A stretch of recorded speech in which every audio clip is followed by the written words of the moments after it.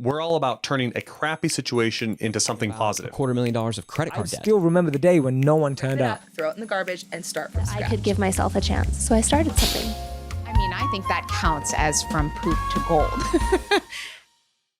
Our sponsor for this episode is our 14-day video script challenge. Yes, we are sponsoring our own show. Yes, we are. Welcome back to From Poop to Gold. I'm your co-host, Benton Crane. Today we are filming live from Calvin University. So this will be a really fun format to explore. I've also got a couple of special guests here with us today. I've got Ron DeHaas. He is the president and co-founder of Covenant Eyes, who is also our client.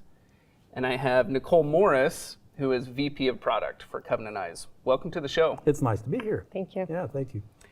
Now, for our listeners who are not familiar with Covenant Eyes, we just showed the ad that we made for Covenant Eyes to the live audience here. And so we're going to be talking a little bit about this ad. So if you haven't seen it yet, you'll find a link to it in the description below the podcast. I highly recommend you go and watch this. But for those of you who are driving or whatever, and you don't have a chance right now to watch the podcast, Ron, can you give a 30-second elevator pitch of what Covenant Eyes is? Sure. Covenant Eyes is a relationship building tool. Once people realize that they are struggling with pornography, we provide a mechanism, a tool. It's not the absolute solution. It's a tool that leads to the solution. And that is to find someone that you really genuinely have a relationship, someone who cares about you. Someone you trust. Someone that you trust. And you are then allowing that person to monitor what you do on your computing device. And the way the program works, it's not just the internet, it's all the use of your computing device. It includes the camera and other apps as well. But you choose an ally, someone you can depend on that is willing to hold you accountable on your computer use.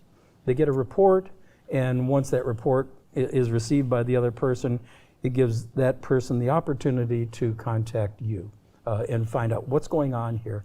You know, they say that the best weight loss technique is to weigh yourself every day. And so this idea of accountability, it really works. So, pornography. Boy, that's a light subject, right? Yeah, really. So we're going to dive into that a little bit. We're going to talk about, holy smokes, this is a taboo subject. This is a sensitive subject. This is a hard subject to talk about. We'll kind of dive into how we address that. But before we go there, I'd love to dive into the backstory of how did this all happen? Where did Covenant Eyes come from? And what led you to found Covenant Eyes? In 1992, I lost my family in an automobile accident. My wife and 2 kids were killed on the highway. A tanker truck came up behind them at highway speed, never slowed down, and they were all killed instantly. Oh my goodness. So that was certainly a tragedy. And a year later, I married another woman who already had 3 children of her own. They became my children, and then we had another child of our own. And so that was in 1993 that we were married. But by the year 2000, I was on the internet, and I realized by then I had 2 teenage sons, and I realized there are dangers here on the internet, and pornography is so easily accessible. And the only thing around back then was filters, trying to legalistically block access to pornography. And I wanted more for my teenage sons. I wanted something that I knew what they were doing, and rather than a filter, which in fact may even encourage them to try to get around it and hide. The challenge, yeah, the secrecy of it. To provide a means for me to monitor where they're going, and if they are to stumble, then gives us something to talk about, gives us a starting point in that conversation. And so it was back in the year 2000, March of 2000, that I came across the idea of having accountability on the internet back then. And so I was fortunate to have access to some people who were able to develop the program. And by June of 2000, actually, we were providing Covenant Eyes Now, had you founded other companies prior to this? I've been in business all my life. I'm a geologist. I've been in the oil business all my life. And I've started, by the year 2000, I started over 50 companies. So I've been in business all my life. So you had a few successes under your belt already. I did. I thought I was retired in the year 2000 after the accident. A settlement from the trucking company that was responsible for it enabled me to start a ministry on my property for pastors and missionaries, and I thought that was going to be my life, was just to serve pastors and missionaries. I happened to have a young man working for me. His name was Colin, who was absolutely a genius in telecommunications. I really am certain that he was among the top knowledgeable people about telecommunications in the United States. And the amazing thing is he was only 17 years old at the time. Wow. And I asked him, can you hold me accountable on where I go on the internet? And he spent only about 5 minutes on my computer, and he said, sure, I can do that. And then 3 days later presented me with a report of all the sites that I had been to. And I said, Colin, I think maybe there's a business here, having been in business. And I said, do you want to start a business? And he said, absolutely. This is a great mission that we have to provide this. And he had an ulterior motive. He was after my daughter. And now he also, yeah, he did. He's also the father of 2 of my grandkids. So, yeah. That's awesome. Yeah. The theme of the podcast, From Poop to Gold. Mm-hmm. Every successful person has had to overcome some really serious obstacles to become successful. You mean losing my family and changing my life? There's a sense in which that moment of the accident was the moment that defines the before and the after in my life, certainly. It's not the only moment like that. Covenant Eyes is one of those. Starting Covenant Eyes is one of those moments. By July of 2002, all the money from the settlement was gone. I had all that money invested in Covenant Eyes. I've been in business long enough to, by that time I recognized we had turned the corner. Fortunately, Colin had also gotten me into the ISP business, and we were providing internet for our local hometown, internet and telephone service. And so that actually saved the business, because Covenant Eyes didn't become profitable until 2006, and we would have been out of business had it not been for that. So there were some struggles. What year was it founded? 2000. Okay, so there was a 6-year period where it was not profitable on its own. Yeah. And it had to essentially be supported by another company. There's a reason for that. I'll tell you. I thought, since I recognized the value of accountability, and since I thought, everybody's going to want to use this, everybody's going to want it, I thought, wow, this is really just going to take off. Well, it's a little bit like selling asbestos removal, It's a hard thing. Back then, people didn't know what accountability was, and just trying to. And the other thing I found out is people, and this isn't as true now as it was back then, but people in general are not proactive.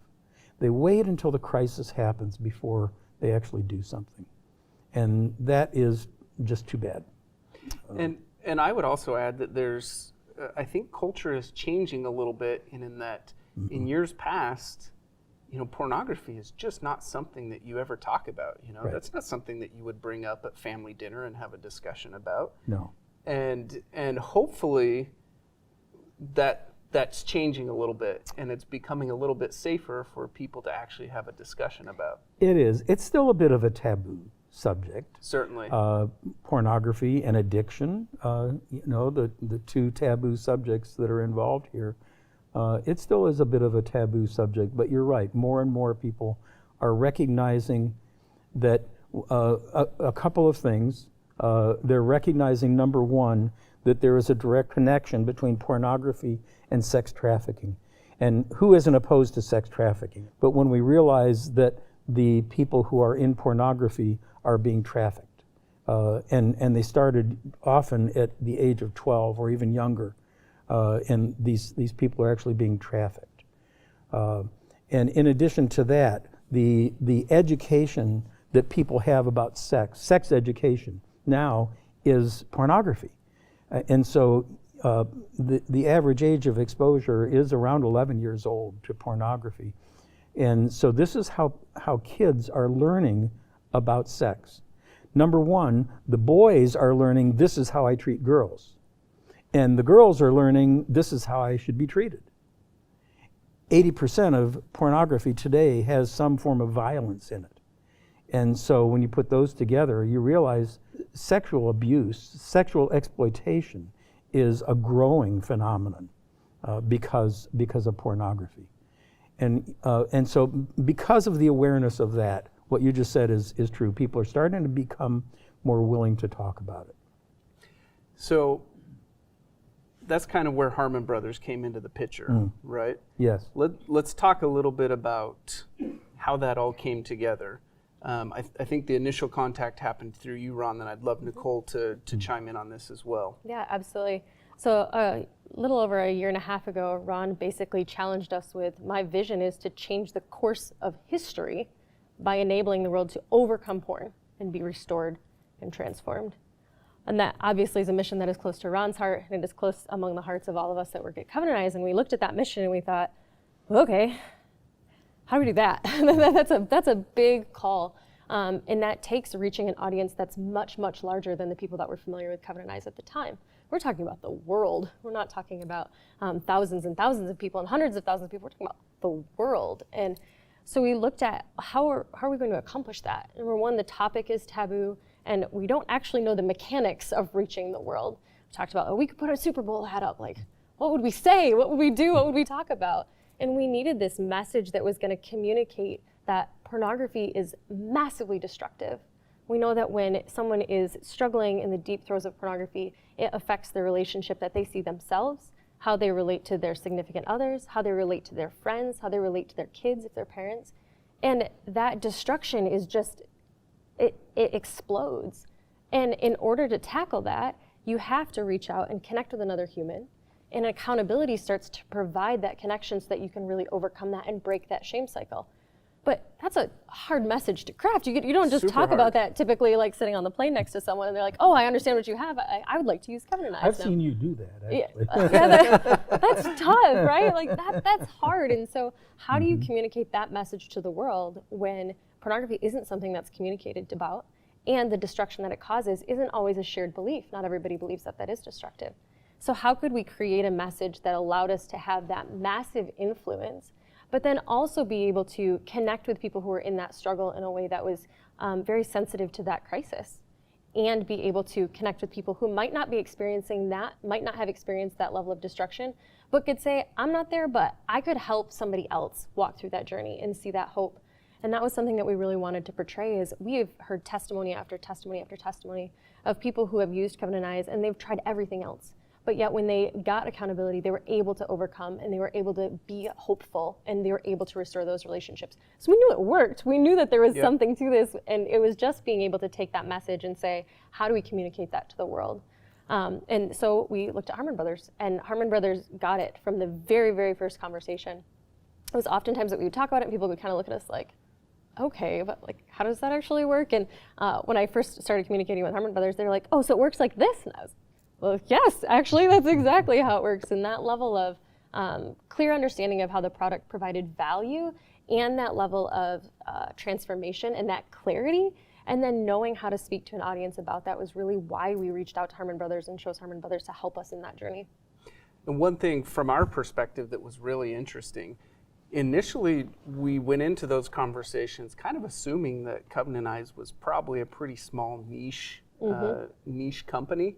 Yeah. And we were surprised to find out that that's not the case at all. You were already serving hundreds of thousands of people, correct? Yes. Already a very successful company, very profitable, serving hundreds of thousands of people.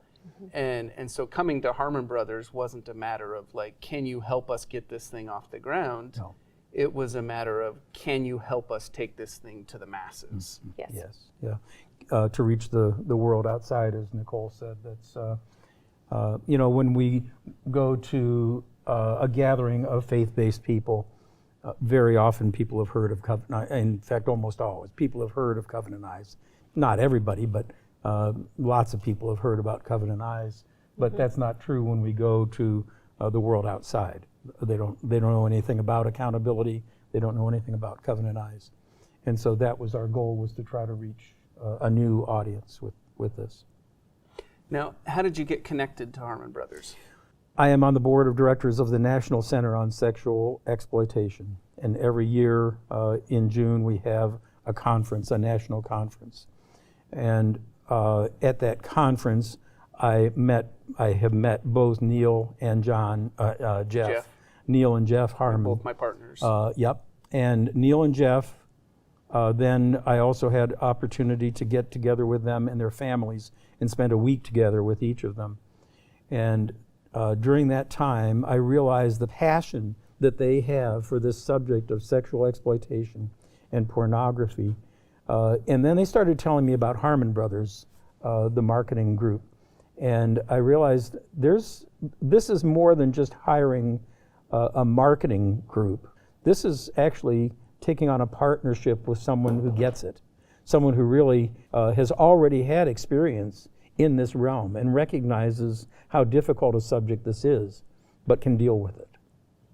So for context, Neil, Daniel, and Jeff are the brothers. The Harmon brothers, the Harmon right? brothers. Yeah. There's actually 3 other brothers as well, but those were the 3 who I partnered up with back in 2013 to do Harmon Brothers. Poopery was our original campaign, and after Poopery, and times were getting tough, we were running low on cash, and so Daniel and I went and shifted our focus back to building an agency, which is Harmon Brothers, and so that's how it's remained to today. So that's just context for the listeners on why Neil and Jeff were the initial contact, and then they referred you guys over to us. Right.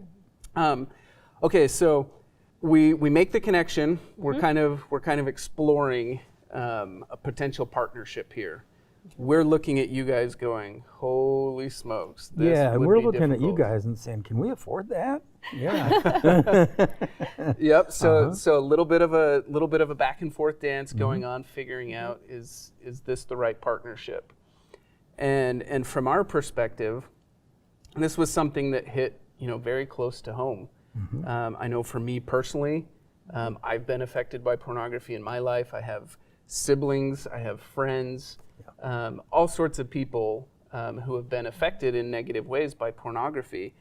And so having an opportunity to try to make a positive impact in that space was very appealing, but it was also very scary. It was a challenge to look at this and say, how do we do this?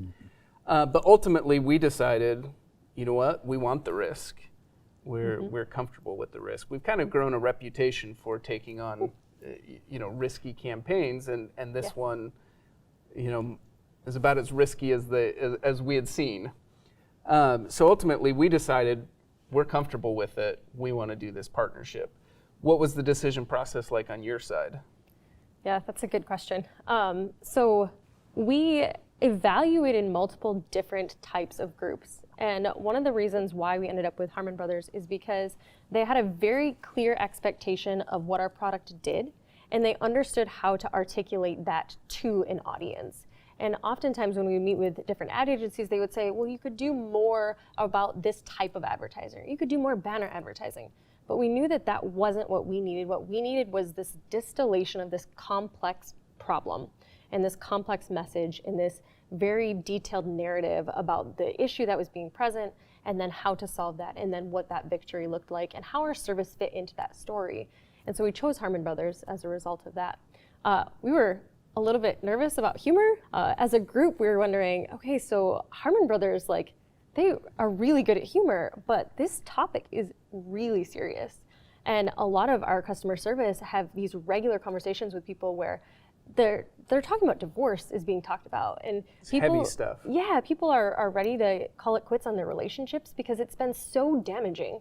And so we're looking at the examples and we're wondering, okay, Harmon Brothers, we're talking about pornography, we're talking about people's marriages, we're talking about their relationships with their kids, like, oh, I don't This think is stuff you can't make light of. you can't make this a laughing matter. Like that, there's no way to do that. And so what we wanted to do is talk to Harmon Brothers, and we had very candid and open conversations about how can you take this message and make it the best for the audience, and be sensitive to the fact that this is a very difficult and deep issue that's impacting people very, very deeply.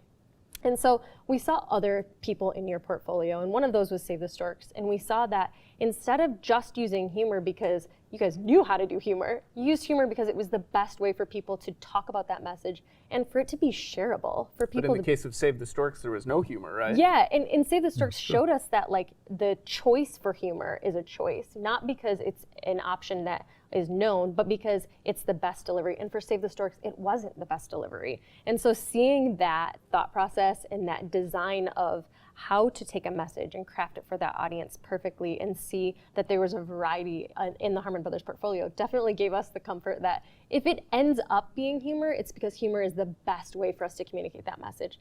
And it turns out for us that it was, but we know that other approaches were evaluated in that season of creation. But that was a big element for us in being able to say like, yep, let's go with Harmon Brothers. You know, believe it or not, almost every single one of our clients comes in with that exact same concern of like, I don't know if humor is right for my brand or not. Is this really the direction that I want to go? And so we kind of have to reassure them in the same way we did you that humor is a tool, but it's not a necessary element.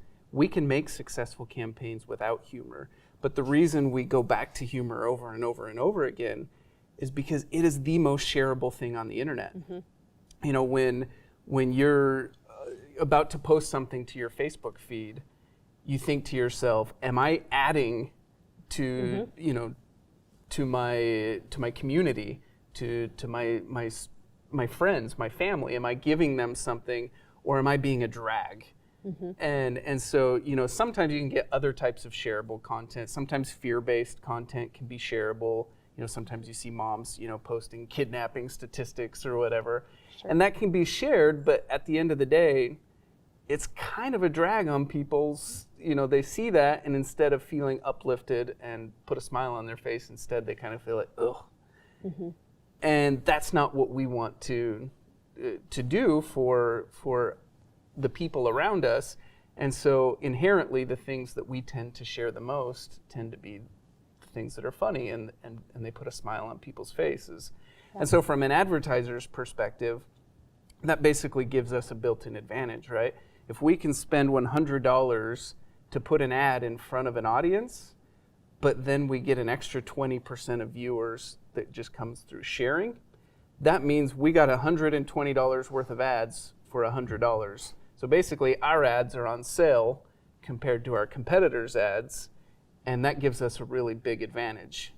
So that's the power of humor. But to your point, Nicole, humor isn't the necessary element. It's just one tool in the toolbox.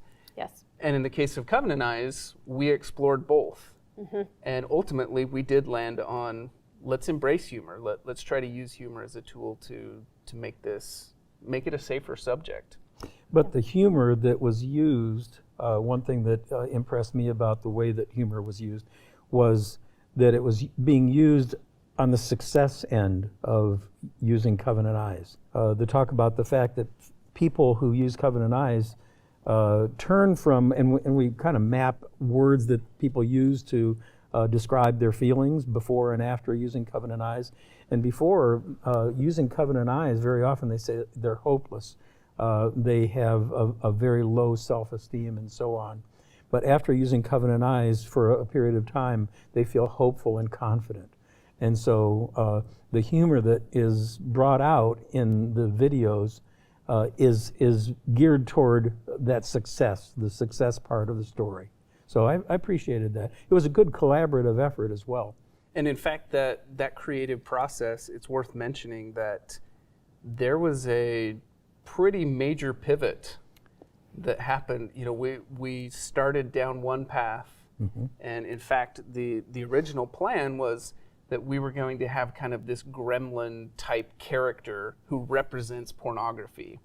And this gremlin type character would, you know, latch itself onto, you know, to people's shoulders or whatever the case may be, because our goal was to say, look, you're not the problem. Porn is the problem, and we wanted to create a really stark and distinct differentiation there.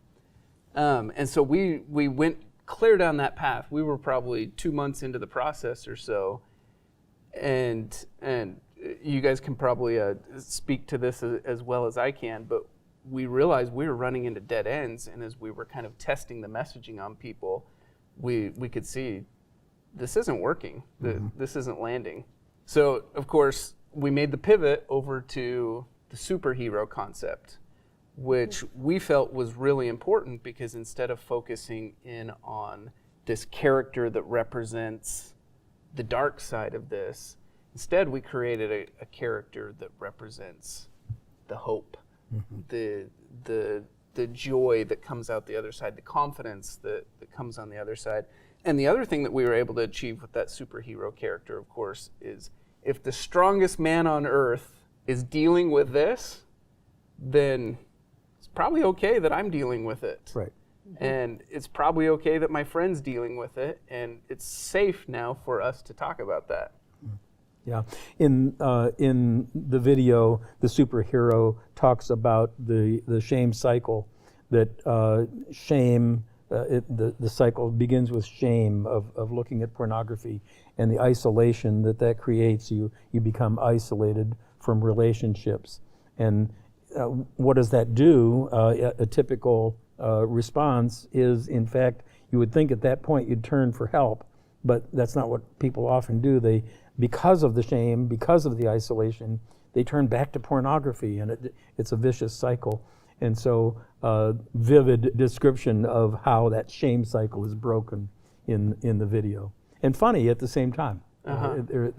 That's one point where humor is brought in, is breaking that shame cycle. Now, there were some really interesting learnings that we had along the way as we were kind of working through the creative process. And if you've seen the video, you'll see that the main character, this colossal man, he's this superhero. He is portrayed as a 12-year-old boy, and as a 12-year-old boy, that's where he first gets exposed to pornography. And then he talks about how it drew him in, and it was irresistible, and eventually it became, something that he just couldn't overcome on his own. Now, the original script didn't call for him to be a 12-year-old boy. Originally, we were going to show him as a man. Do you guys remember the learnings that we stumbled upon in making that decision? Do you want to speak to that? Nicole, do you? Sure.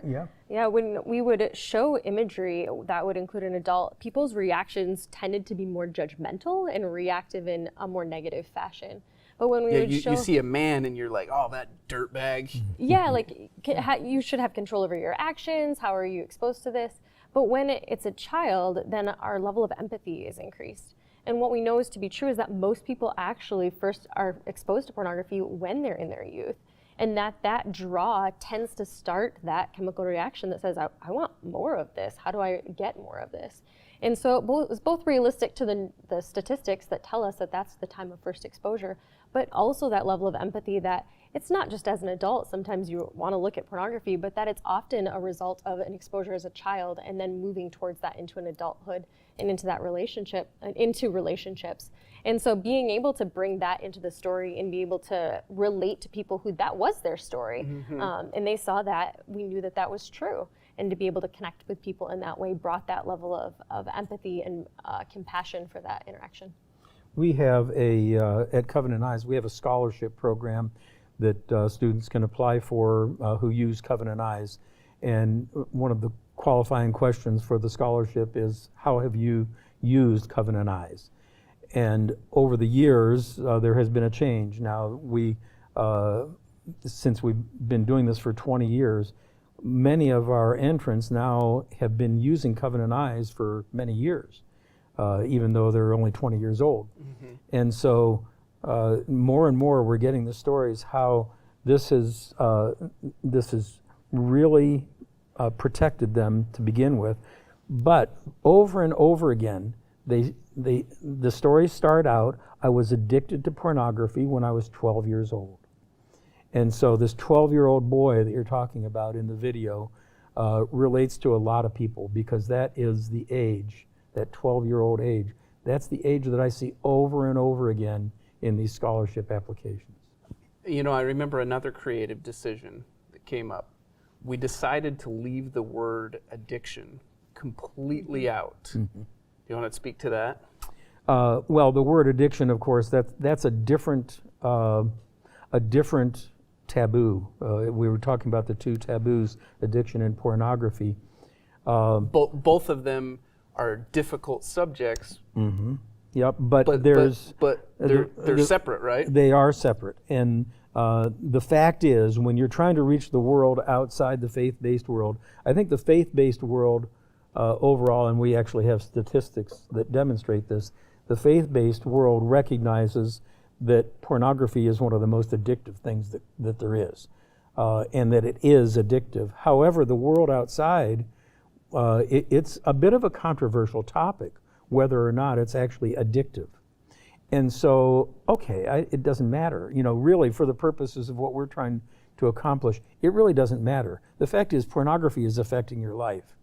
And this is how you can change from being hopeless and have low self-esteem to turning to be hopeful and confident.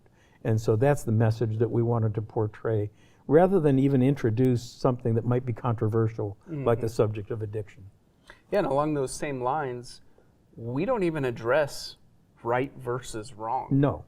In this ad. We don't even go down that road of trying to make an argument that pornography is bad or that pornography is wrong. Instead, we just simply say, or our character says, I dealt with this is what I did about it. If you are dealing with this too, here's how to deal with it. More and more people are realizing, as I said earlier, the connection between pornography and sex trafficking. But they're also realizing the effect, the physical effect that it has on them. Can I share some statistics with you? Sure. Most people would think that erectile dysfunction is something that old men have to deal with. It's our grandpas. Yep, that's right. Well, there have been three studies that I'm 3 periods of time that I want to talk about. The first one was in the 1940s, the Kinsey report, which was an extensive report on sexual behaviors, indicated that less than 1% of men 18 to 30, so I'm going to talk about men 18 to 30, among men 18 to 30, less than 1% had erectile dysfunction in the 1940s. In the 1990s, that number, there was a study that was published in the Journal of the American Medical Association that suggested that erectile dysfunction, men 18 to 30, affected about 6%, less than 7%. Now that might be within the error limits of the two studies. You know, I haven't looked that deeply at the scientific background of those two studies. But it would tend to indicate an increase. It would tend to indicate an increase. However, since 2010, there have been 4 peer-reviewed studies, one of them by the United States Navy, 4 peer-reviewed studies that indicate that for men 18 to 30, young men 18 to 30, more than 30% of young men 18 to 30 suffer from erectile dysfunction. And those ads, of men? a third One of men, in 3 men. And those ads are now targeted not to your grandfather, but to young men 18 to 30. There's a discussion of this in Time magazine, April of 2016, April 4th, I think it was, of 2016. The cover says porn on it with a red line through it. And there are 3 young men in that story, in the article, that talk about this effect, how it has affected them, their erectile dysfunction. And so much so that Time magazine, I don't think they came up with the name, but they called it what it is, porn-induced erectile dysfunction, and they just used the initials PIED. And so this is now what we were just talking about. How do people out there see it without seeing it being a moral issue, right or wrong, or being an addiction or whatever? It doesn't really matter. But when it starts affecting young men 18 to 30 to the point that a third of them aren't even able to have sex, this becomes a civilizational crisis. And I didn't need an article on the cigarette pack to tell me that smoking causes cancer.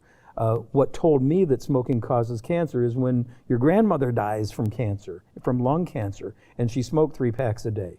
And you realize that's what's causing it. And in the same way, you don't really need a scientific study to tell you what the problem is with erectile dysfunction. You know what that issue is. Wow, that blows my mind. Yeah. 1 in 3. 1 in 3, that's right. Goodness. Anything else that you guys would want to add about the creative process? What it was like from your Oh, there was perspective? another turning point. Yeah, we're talking about turning points, and this was significant. For 19 years, we struggled with the name accountability partner. And how do we talk about the accountability partner? For one thing, there are too many syllables. So what do we call this person? And at your prompting, we changed that, and we changed it to the word ally. And after we realized the difference between what we were trying to portray as accountability partner versus ally, we realized, no, that's it. You're looking for an ally. You're not just looking for an accountability partner. You're looking for an ally, someone who's really with you on this. So. And that even came through a little bit of testing, right? 'Cause Yes, we it also did. explored Yep. Sidekick, where we had kind of gone with this superhero theme. We thought that Sidekick would be the right name, but after some testing, we discovered that Sidekick wasn't resonating with your customers. Sidekick had a connotation of an kind of a subsidiary person, someone who was less than you. Ally is a peer, and so we didn't want to portray the ally as being someone who was inferior, and Sidekick kind of had that connotation.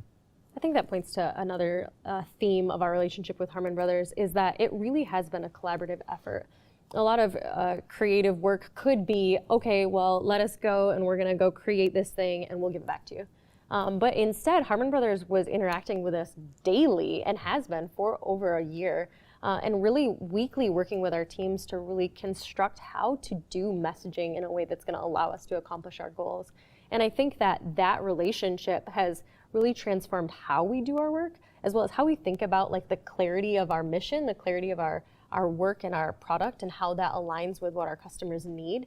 And that relationship in and of itself has been extremely valuable. And that day-to-day collaboration and that weekly collaboration and the ability to pivot and make changes throughout that process that were really going to align with what we were headed towards was really, really powerful for us. Can you think of any specific examples of how things have changed internally as a result?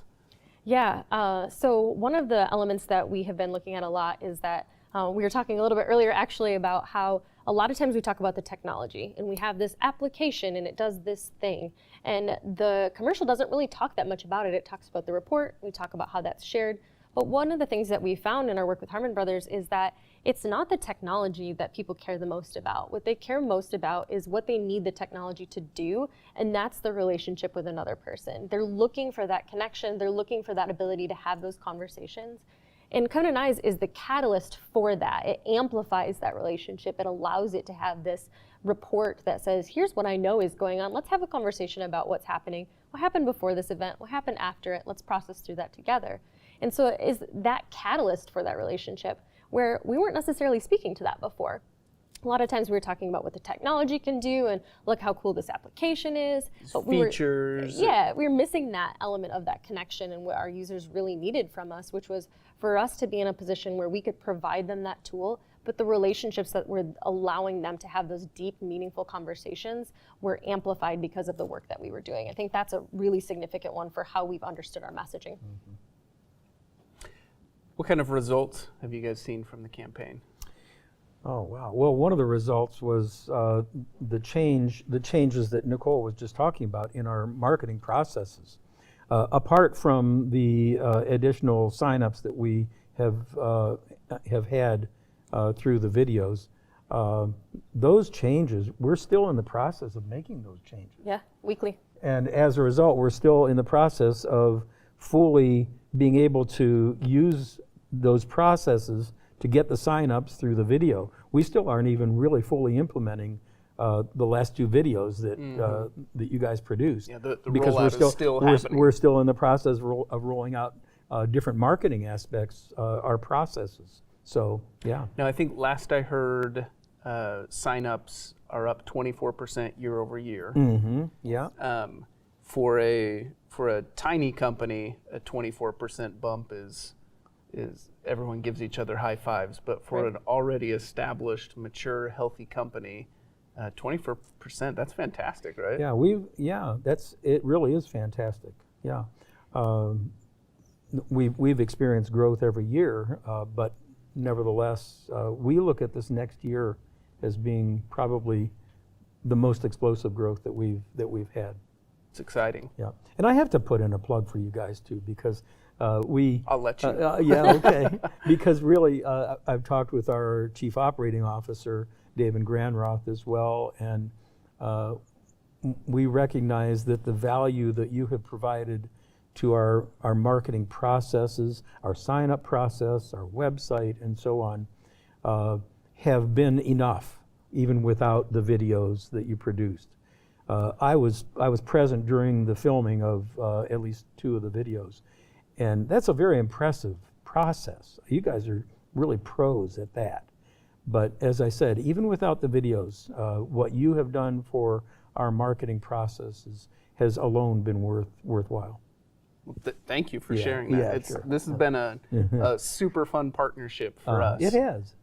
Without a doubt, it has come with challenges that have stretched us in new ways and learnings that we found, but we have loved every minute of the partnership.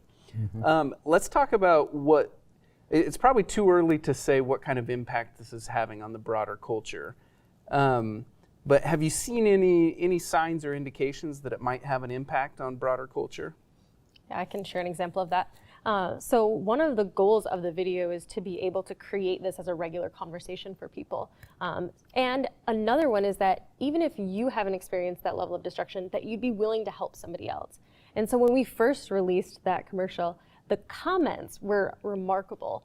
And oftentimes what we saw is, hey, I'm not struggling with this, but if somebody needs an ally, like, I'm here, let me know. I got your back. Yeah, and that's such a great way of spreading that message and making it something where people feel like it's safe to ask for that help. And not only is it safe to ask for help, like, they have a contact. They have somebody that is posting that on Facebook saying, if you need help, I'm here for you.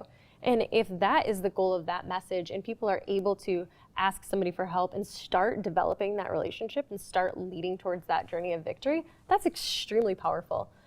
So that's just a very precise example of looking through those comments on that initial launch of the commercial. But I think it starts to show that conversation is elevated outside of people that are currently in the struggle or currently in that state of crisis looking for help to now I'm looking for ways that I can help the people around me, and that's remarkable. And some of the comments also were of the type that, hey, I watch porn, I love it. Why would anyone want this product? We got those comments, and I know that people feel that way. And of course, we avoided the morality, as you said. But what I believe is that sometime, perhaps 20 years from now, that person who said that is going to realize, no, this really has affected me. And wow, I'm having a tough time overcoming this. And we'll still be there 20 years from now. So. And in fact, we saw that in some of the comments. We saw people saying, like, I know you think this isn't a thing. I didn't either. Right. But in fact, like, what I found out was that after years of this, like, I couldn't relate to my wife in the same way, or I couldn't relate to my kids, or I didn't realize even how distant I was. And so it's cool to see that level of conversation happening in a way that we could facilitate that. Because there was a conversation change. Going on, that's right. Yeah, that's what we need for culture to change. The beautiful thing was we didn't attempt to say, it is impacting you, it is wrong, you need to change. We didn't say anything like that. All we did was say, hey, this impacted me, here's what I did about it. If it's impacting you, here's what you can do about it. And if that resonates with people, fantastic. And if not, that's more power to them. But like you said, we'll maybe be here 20 years from now. Yeah, that's right. Yeah. Well, that's fantastic. Any last things that you would like to share with our audience before we wrap up? Any special announcements or anything coming down the pipeline that you could give a sneak peek for? I'm pretty certain that some of your listening audience will be using Covenant Eyes now, and we are in the process of, we have released our new version of Covenant Eyes that monitors we used to just monitor the internet, but now we are monitoring everything that is, that appears on the screen on the device, using a very advanced process of analyzing images. And so that really is revolutionary, and it provides a much better monitoring system so that this relationship can really be real. So that's anyone who signs up now for Covenant Eyes gets that program. But if you're already using Covenant Eyes, you'll see more and more information encouraging you to switch over. And clearly, right, the users of the new screen accountability are much happier with that product. Yes. So it's a catalyst for a better conversation. It is. Yes. Between ally and customer. It is. Absolutely. And we have one more Harmon Brothers commercial up our sleeves, Yeah. or up your sleeves, I guess. So that'll be coming out soon. So Super exciting. Well, thank you both for joining us on the show. Thank you, Benton. It's so fun to get to hear your backstory a little bit and do a little bit of a deep dive into the campaign that we just made together. It's been a great pleasure. It's been a great journey. Now, for our listeners, make sure to like and share and subscribe. And if you're interested in learning more about how we created our creative culture at Harmon Brothers, you can check out our book, From Poop to Gold, where we do a deeper dive into that creative culture. Thank you so much. We'll see you on the next one. We all kind of reach that point where we know we've created something awesome and we want to share it with the world, right? Mm-hmm. And it's that very next step that can oftentimes be really intimidating or really scary, or you just don't know where to go next, right? And the beautiful thing about this 14-day script challenge is you get your hand held from, okay, you have this cool product, now let's go research and find the exact way to present it and message it to the world in a way that resonates and gets people excited and they're ready to swipe their credit card and purchase. And in the 14-day script challenge, you get the opportunity to go through that step by step with our writers who have done it dozens and dozens of times. You actually watch us go through each of the steps ourselves and create it with a real client, a real product, and it's a real campaign that's out there that's been very successful. That's right. And the feedback that we've had on this thing has just been phenomenal. I mean, we get comment after comment and emails flowing in from people all over the world who have just raved about the impact that this has had on their business. People tell us over and over again, it is just a huge value punch for the investment for this 14-day script challenge, and really gave them the tool set they needed to walk through it and make it happen. And we've had dozens of students who have successfully taken the challenge, written their script, launched their ad campaigns, and driven success for their business. It's pretty amazing. For more information, go to hbros.co/script. That's hbros.co/script.